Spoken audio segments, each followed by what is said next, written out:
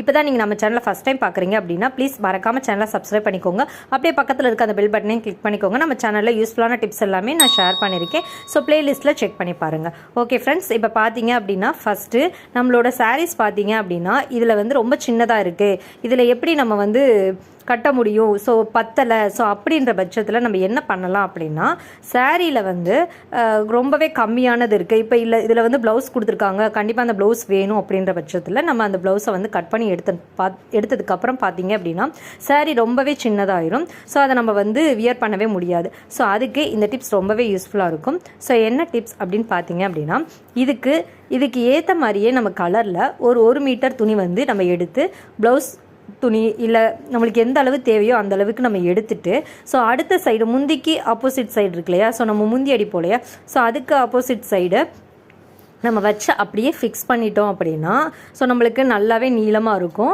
அதுக்கு ஏற்ற மாதிரி நம்ம யூஸ் பண்ணிக்கலாம். இது எப்படி அப்படின்னா, இப்போ நீங்கள் உங்களுக்கு ப்ளவுஸ் வேணாம், இதில் வந்து நம்ம கட் பண்ண தேவையில்லை, நம்மளுக்கு ஏன்னா சாரீ பத்தாது, ஆனால் ப்ளவுஸ் வந்து நம்ம ஸ்டிச் பண்ணோன்னா நல்லாயிருக்கும், ஸோ அப்படின்ற டயத்தில் நம்ம அதுலேருந்து ப்ளவுஸை எடுத்துட்டோம் அப்படின்னா சாரியோட சைஸ் ரொம்பவே சின்னதாயிரும். ஸோ அதுக்கு நம்ம என்ன பண்ணலாம்னா, இந்த மாதிரி எக்ஸ்ட்ரா துணி வந்து நம்ம ஆட் பண்ணி நம்ம ஸ்டிச் பண்ணிவிட்டு நம்ம அதை வந்து